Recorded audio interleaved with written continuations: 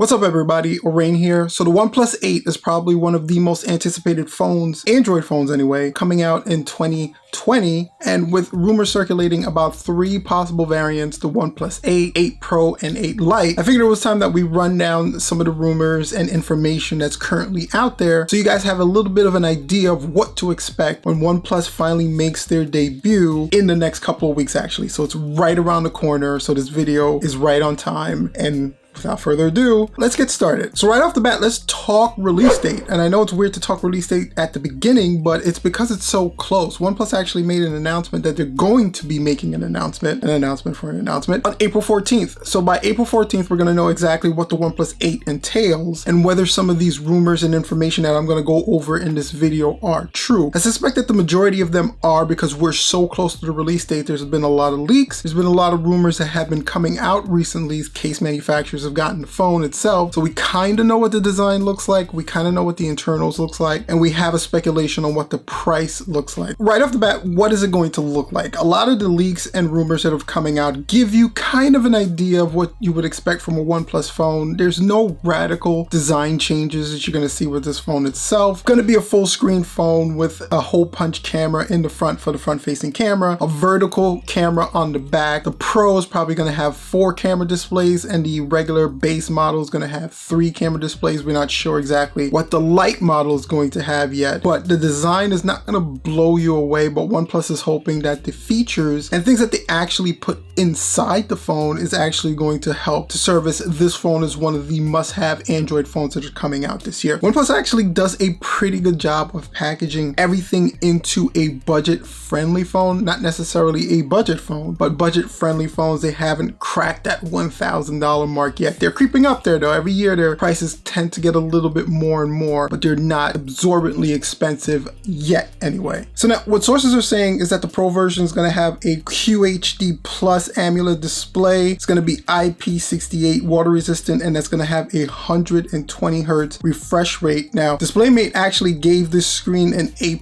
rating already, and they're saying that it rivals the Samsung Galaxy S20 screens, and you know how good Samsung is at making screens. So it's actually pretty exciting that they're saying that this screen is going to be so great with 120 Hz refresh rate. I can't wait to actually see that live. Can't wait to see it in action. If their screen rivals a Galaxy S20 screen with that refresh rate, I think OnePlus has a winner on its hands, definitely in the looks department anyway. And with the standard OnePlus 8, you're looking at a 6.55 inch FHD Super AMOLED screen with a 90 Hz refresh rate. This one doesn't have any kind of water or dust resistance rating, and one of the reasons they probably do this is to keep the price down. If you do an IP rating on your phone, you have to pay a little bit more, and that can bring the price of the phone up itself. You can see why they do it on the Pro version, because it's the Pro version. People are going to ask about that stuff on the Pro version, so they want to have that rating there. But with the base model, you probably don't need it. People probably won't ask about it. It's still probably going to have some kind of water and dust resistant, but it's just not going to be rated. And by not rating it, they can keep that price point a little bit lower. So now camera wise, on the standard version, you're looking at a 48 megapixel f1.8 camera with a 16 megapixel ultra wide and a 2 megapixel micro camera. And with the Pro version, you're looking at a 60 megapixel camera with a time of flight depth sensor and an ultra wide telephoto lens. So you can see that they're differentiating their camera stock just a little bit from the base model to the Pro version. And again, the Lite version is going to be in there somewhere, but we're not sure exactly what that Lite version is going to entail. There's not too much information about that one yet. I don't know if that one's going to be released or announced on April 14th with the other 2 versions that may come a little bit later, but they're also saying that the Pro version again is going to have that 4th camera versus the 3 camera setup on the base model. OnePlus actually does a pretty good job with their cameras. No one's ever really complained. They're not the best in market. They're not like the Google Pixel or an iPhone or Samsung, but they're good for what they are, and it's a great budget friendly again device. And their Pro version is going to have that time of flight depth sensor with the ultra wide camera that's going to come in really handy. And once we start going over the price models, you can see that this is a really great package in an affordable price for the majority of users that are out there. So now when we come to spec wise, it looks like the OnePlus 8 is going to have the Snapdragon 865 chipset with 8 or 12 gigs of RAM and 128 or 256 variant of storage, and all of them should be 5G. Now the reason why I say it should be 5G is because OnePlus is really pitching this themselves. It's not really a secret. They debuted it. they're saying that their OnePlus 8 line of phones are going to be 5G capable phones. So that looks like it may be anywhere from the base model to the Pro model. Both of those are going to be 5G capable. So it looks like OnePlus is kind of going all in on this 5G technology, which is great because it's going to future-proof their phone for a longer time. If you buy one now, you don't have to worry when 5G finally kicks in 2 years down the road, I have to replace my phone. You don't. You have the ability to access that 5G capability, and you can purchase your phone right now and take full advantage of the OnePlus 8 that's coming out. Now, what they're saying about battery life is that the OnePlus 8 Pro is going to have a 4,510 milliamp hour battery, 30 watts wired and wireless charging with a 3-watt reverse charging ability, and the standard one is going to have a 4,300 milliamp hour battery with 30-watt charging, no wireless charging in that base model, and nothing about reverse charging. So again, they're differentiating their Pro model by just adding a little bit more of what it can actually do. That reverse charging feature actually really comes in handy with the Samsung phones that I have. I have a lot of different Bluetooth capability devices like my headsets or anything that I would need to charge on the fly that doesn't take up that much power that I can kind of charge with my phone. So that reverse charging capability is awesome. Wireless charging, I can take it or leave it. I've never really been a big fan of wireless charging. You still kind of have to place your phone in a certain area for it to charge anyway, but a lot of people love the ability to charge their phone wirelessly, so that way they're not tripping over cords or doesn't really need to plug anything in, I guess, but just the charger. But it's nice to have it there in the Pro version. I don't see why they wouldn't put it there, so that's a great thing. There's not going to be any kind of headphone jack, so guys, just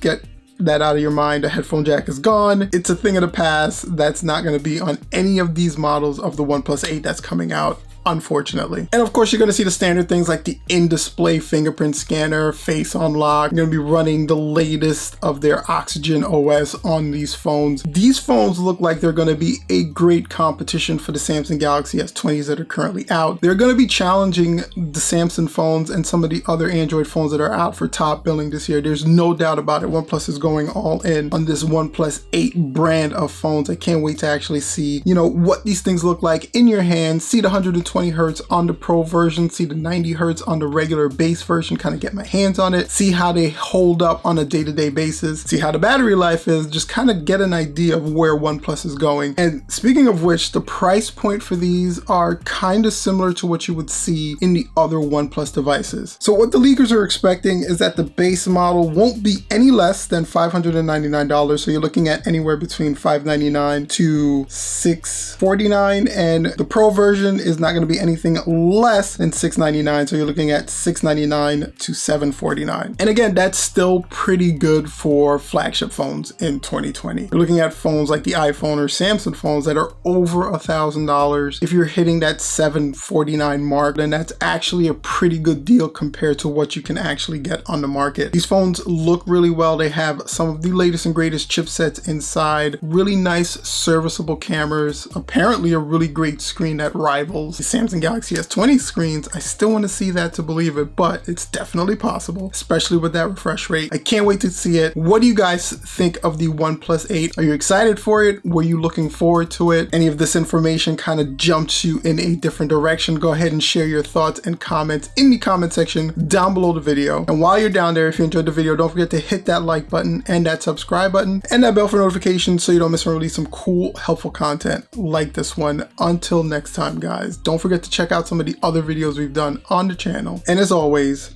stay safe and peace out.